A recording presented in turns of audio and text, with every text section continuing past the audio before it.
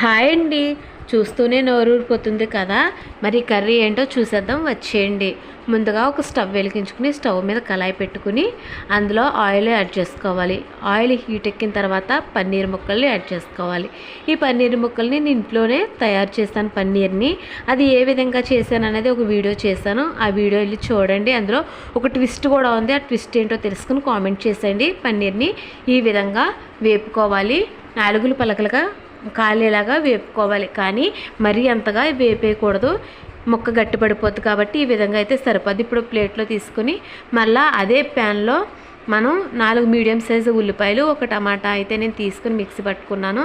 ఇప్పుడు ఆ పేస్ట్ని వేసి వేపాలి. ఇందులోనే కొంచెం సాల్ట్ వేసుకోవాలండి. సాల్ట్ వేస్తే త్వరగా ఉడికిపోతుంది కదా, అందుకని సాల్ట్ వేసి బాగా వేగాలి. వేగిపోద్ది చూసారా, ఈ విధంగా వేగాలి. వేగిన తర్వాత ఇప్పుడు ఇందులో పసుపు అలాగే అల్లం వెల్లుల్లి పేస్ట్ కూడా యాడ్ చేసుకోవాలి. యాడ్ చేసుకుని ఇది కూడా పచ్చివాసన పోయేదాకా వేపాలండి. పచ్చివాసన పోయాక వేగిన తర్వాత ఇప్పుడు కారం యాడ్ చేసుకోవాలి. నేను 2 స్పూన్లు కారం యాడ్ చేసుకున్నాను. మీరు తినే కారాన్ని బట్టి మీరు యాడ్ చేసుకోవచ్చు అన్నమాట. మరి మీరు తమ్మునేలో చూసారు కదా, ఇందులో ఉన్న పోషకాలు 18 రకాల పోషకాలు ఏంటో చూద్దాము. ఇప్పుడు బఠానీ యాడ్ చేసుకున్నాం కదా, నేను ఉడకపెట్టుకున్నానండి. ముందుగానే ఉడకపెట్టుకున్నాను, నానబెట్టి ఉడకపెట్టుకున్నాను ఈ బఠానీని. ఇప్పుడు యాడ్ చేసుకున్నాము. దీని తర్వాత వెంటనే మనం ఫ్రై చేసి పెట్టుకున్నాం కదా పన్నీర్ ముక్కల్ని, వీటిని కూడా యాడ్ చేసుకుని కలుపుకోవాలి. ఇందులో ఎన్ని రకాల పోషకాలు ఉన్నాయో మనమైతే చూద్దామండి. చెప్తున్నాను. ఇప్పుడు మనకి ఇందులో ప్రోటీన్ ఉంటుంది, కాల్షియం ఉంటుంది, విటమిన్ డి, పోలిక్ ఆమ్లం, vitamin C, vitamin A, vitamin బి12, ఖనిజాలు ఉంటాయి, యాంటీ ఆక్సిడెంట్లు ఉంటాయి, అలాగే ఫైబర్ ఉంటుంది, ప్రోటీన్ ఉంటుంది, విఏ ఉంటుంది, విటమిన్ ఏ ఉంటుంది, విటమిన్ బి6 ఉంటుంది, పోలెట్ ఉంటుంది, magnesium, vitamin C, vitamin K, ఇన్ని ఉంటాయి అన్నమాట.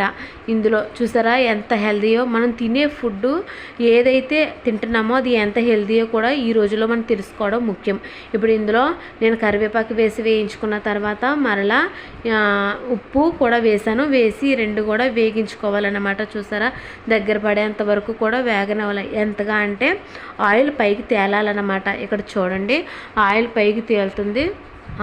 ఇక్కడ చూపిస్తున్నాను కదా, ఆ విధంగా ఆయిల్ పైకి తేలేంత వరకు కూడా సిమ్లో పెట్టుకుని వేగనివ్వాలి. హై ఫ్లేమ్లో పెడితే మాడిపోయే అవకాశం ఉంది. ఇప్పుడు కొంచెం వాటర్ యాడ్ చేసుకోండి, ఎక్కువ వద్దు, చాలా తక్కువగా యాడ్ చేసుకోవాలి. ఇవన్నీ ఆల్మోస్ట్ చాలా వరకు ఉడికిపోయాయి అన్నమాట. కొద్దిగా మాత్రం యాడ్ చేసుకోండి. ఎక్కువ వాటర్ యాడ్ చేసుకుంటే కూర చప్పదనం అనేది వస్తుంది, అంత టేస్ట్గా ఉండదు. కాబట్టి కొంచెం వాటర్ యాడ్ చేసుకోండి. యాడ్ చేసుకుని ఇక్కడ మిక్స్ చేయండి. చూసారా ఈ విధంగా కలుపుకోవాలన్నమాట. కలిగిన తర్వాత మొత్తం ఇలా దగ్గర పడాలి. దగ్గర పడి ఉడికిపోయిన తర్వాత నేను ఇంట్లోనే ప్రిపేర్ చేసి పెట్టుకున్న మసాలా పౌడర్ అయితే వేసుకుంటున్నాను. ఇందులో మనకి ఈ కర్రీలో ఎటువంటి కెమికల్స్ నేను వాడలేదు. ప్రతిదీ కూడా ఇంట్లో నేను హోమ్మేడ్గా చేసుకున్నదే అండి. అయితే చూసారు కదా, ఇప్పుడు బాగా కలపాలన్నమాట. దగ్గర పడేంత వరకు కూడా కలుపుతూ ఉండాలి. దగ్గర పడే కొలిది కలపకపోతే అది అడుగు పట్టేస్తుంది, కాబట్టి కలుపుతూ ఉండాలి. ఇప్పుడు లాస్ట్లో మనము పాల మీద మేగడ ఒకే 1 స్పూన్ యాడ్ చేయాలండి, ఎక్కువ యాడ్ చేయొద్దు. చూస్తున్నారు కదా, ఓకే. నేను తీసుకున్న ఈ క్వాంటిటీకి 1 స్పూన్ సరిపోద్ది. మీరు ఎక్కువ క్వాంటిటీ చేయాలనుకుంటే 2 స్పూన్లు వేయండి. ఇక్కడ నేనైతే 1 స్పూన్ మాత్రమే నేను యాడ్ చేశాను. చూసారా దగ్గర పడిన తర్వాత మనం స్టవ్ ఆఫ్ చేసుకుంటామే.